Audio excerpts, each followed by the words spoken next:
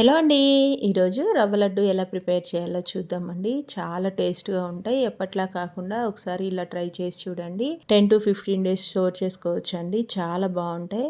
So first అయితే ఒక mixing bowl తీసుకొని 1 కప్పు సూజీ వేసుకోవాలండి. 1/2 కప్ మిల్క్, 1 టేబుల్ స్పూన్ వరకు క్రీమ్. నా దగ్గర అయితే పాల మీగడ వేసుకున్నానండి. 5 మినిట్స్ అలా బాగా మిక్స్ చేసేసుకొని ఒక 15 to 20 మినిట్స్ రెస్ట్ ఇవ్వాలండి.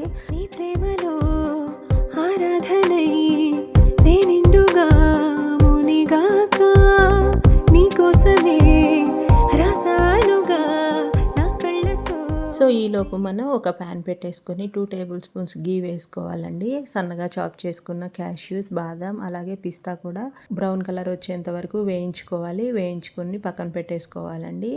నెక్స్ట్ మనం నానబెట్టుకున్న సూజీ ఉంది కదండి, దాన్ని చిన్న చిన్న బాల్స్గా తీసుకొని చపాతీలాగా ఒత్తేసుకోవాలి. అలా చపాతీలాగా చేసేసుకున్న తర్వాత రెండు వైపులు కూడా గీ అప్లై చేసుకోవాలండి. బాగా రెండు వైపులా కూడా రోస్ట్ చేసుకోవాలండి.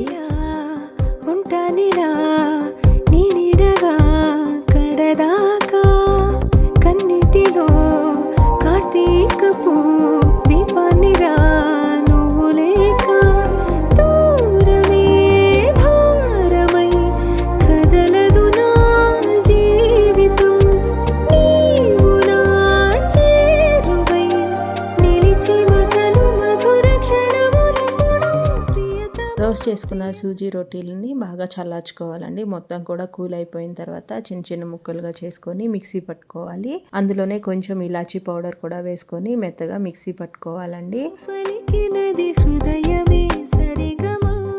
చూసారా, ఇలా మెత్తగా మిక్సీ పట్టుకోవాలండి. నేను డ్రై ఫ్రూట్ వేయించిన ప్యాన్లోనే వేసేసుకున్నానండి. అందులో కొంచెం గీ ఉంది కదా, సో అందులోనే మిక్స్ చేసేసుకుంటున్నానండి. నెక్స్ట్ అందులోనే మనం వేయించి పక్కన పెట్టుకున్న డ్రై ఫ్రూట్స్ అలాగే 1/4 కప్పు వరకు షుగర్ పౌడర్ వేసుకోవాలండి. మనం ఏ కప్పుతో అయితే రవ్వ తీసుకున్నామో ఆ కప్పుతోనేనండి. రవ్వ మొత్తాన్ని కూడా బాగా మిక్స్ చేసుకొని లడ్డు లాగా చుట్టుకోవాలండి. టేస్ట్ అయితే చాలా బాగుంటుందండి. ఒకసారి మీరు కూడా తప్పకుండా ట్రై చేయండి. మరిన్ని వీడియోస్ కోసం మన ఛానల్ని సబ్స్క్రైబ్ చేసుకోండి. Thank you for watching.